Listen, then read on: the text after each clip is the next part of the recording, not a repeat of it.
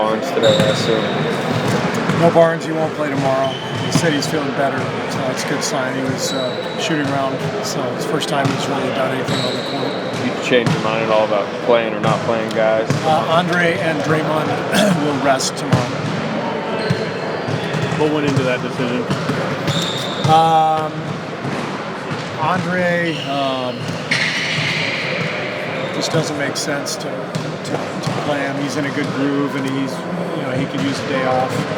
And what I've found with Draymond is if the game is meaningless, then so is Draymond. I'm kidding. No, it's Draymond needs some stakes. He needs the competition. He needs the game to be meaningful. I thought last night, there just wasn't enough competitive fire in the game itself to bring the most out of Draymond. I'd rather give him the night off. He agrees. When there's something at stake, there's no better competitor in the game. When the game is like was last night, what it'll be like tomorrow. I actually worry about some guys because they're not in the flow of things. They're not in the mix. I'd rather just sit them both out and play our younger guys. He still got a technical last night. He did. Yeah, he was trying to get himself going, and he told me, he was like, I was just trying to do anything I could to get myself going, but he didn't have it, and he knew it. He admitted it. And, great thing with Draymond is he's going to have it game one of the playoffs, and that's what matters. You had 15 technicals this year. How many of those do you think just a normal player would have gotten, or do you think Draymond they just watch him closer? I think they watch him. He's definitely earned plenty of them, but I think they keep an eye on him a little bit closer than most guys. But that goes along with how this league works. Especially for Draymond being in the playoffs, being in the public eye.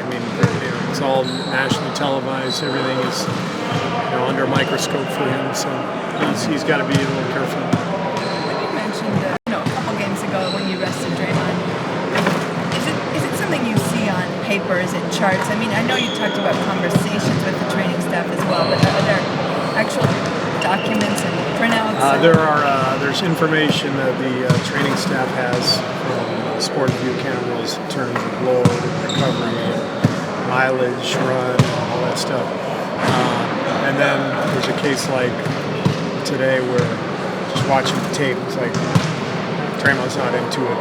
This is counterproductive for him to be out there. Let's get back and do some minutes. And, it'd be better for everybody just to give him a day off, and he'll be fresh and ready to go for game one. I know you don't regret here, but how much of a factor do you think fatigue played in the playoffs for you guys? I really don't. I don't think it played. I think Steph's injury played a factor. Can you make a case that going for 73 affected Steph? It's hard to make that case because he averaged 33 minutes a game. He had a phenomenal season all the way through. Last game of the year, he made about 8 threes. I couldn't have imagined him being in a better place going into the playoffs, and then game one he gets hurt. So it's hard to predict all that stuff.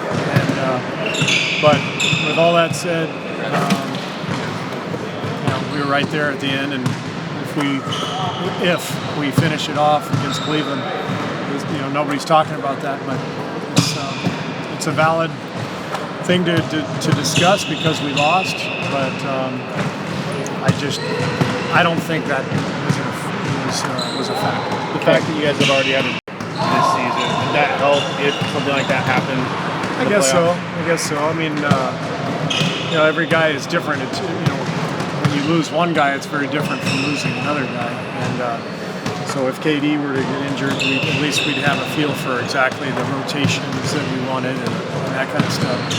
But if it was Draymond or Steph, knock on wood here, but then you have to adapt and adjust, and it's not easy to do on the fly, especially in the playoffs. It's kind of an interesting point in his career. He's your only star without a ring. Obviously, everything that's led up to this moment in his career.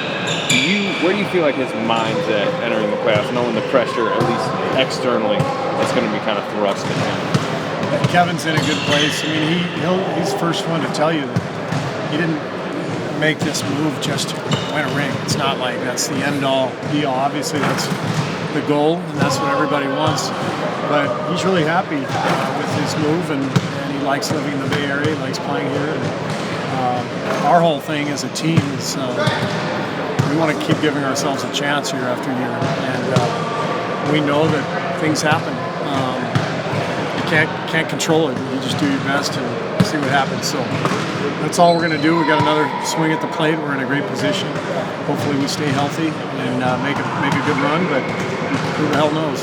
Because before he got here, there's probably going to be a lot of people that maybe want him not only to just contribute to a title team, but they need him.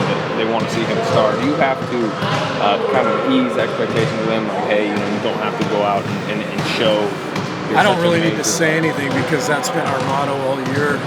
Strength in numbers, just playing together. Everybody from one night to the next, chipping in, maybe starring one night, maybe being a role guy the next. And KD's always, I think, been that way as a player. Like, just does whatever's needed. He's had games this year where he took 7 or 8 shots and didn't care.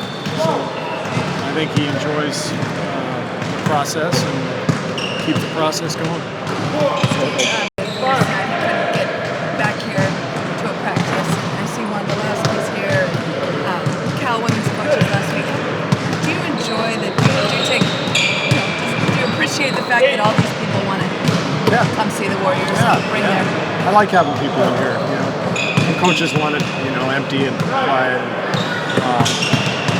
I don't mind people coming in and doing it, whether it's kids who, from the Make-A-Wish Foundation or soccer stars or baseball stars. We're still going to get our work in, and it's kind of fun to meet people too.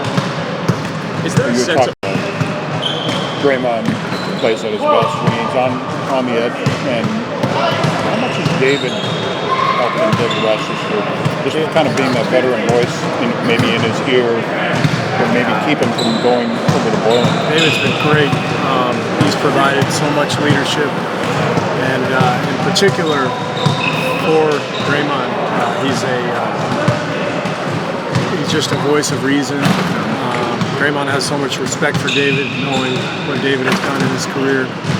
And so there have been times where Draymond's gotten pretty emotional, and David has taken him aside and calmed him down. Much more valuable than anything I could say or any of the coaches would say. So it's huge having David here. How much wiser is based on what happened? I think he's made huge strides this year. I think his leadership has grown. He knows, picks his spots now, when to talk, when to back off, which makes his words more valuable, more effective. And I just think he's gotten wiser. I think maybe fatherhood helps a little bit too, and just experience and going through what he's been through in his young career. So he's really come around.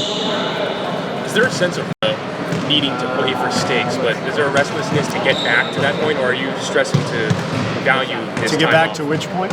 To where you're playing for stakes again. Oh, you mean just to get to game 1 of the playoffs? I think we've been restless the last week. Once we secured the 1 seed, I think that win in San Antonio was sort of the apex of our recent stretch when we won. I guess it was 14 in a row, but I don't know what number that was. Maybe 11. After that, we had 3 wins that we didn't play that well. I feel like we've kind of let our guard down a little bit, and it's kind of human nature. We these games right now are meaningless basically. So we are anxious to get to the playoffs. How helpful is it? A week in advance. Normally, maybe you'd still be kind of wondering. Yeah, except that we don't know if Nurkic is going to play, but we're preparing for them, either with him or without him. But we're very different without him, so it's a little trickier. Just smaller.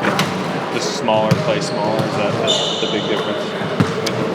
Well, they do a lot of different things with him. When he's out on the floor, they run a lot of their offense through him as a passer. And when he's not out there, it's the same stuff we've seen the last couple of years, all the flares and high screens, and they're tough to guard no matter what. And Nurkic adds a different wrinkle.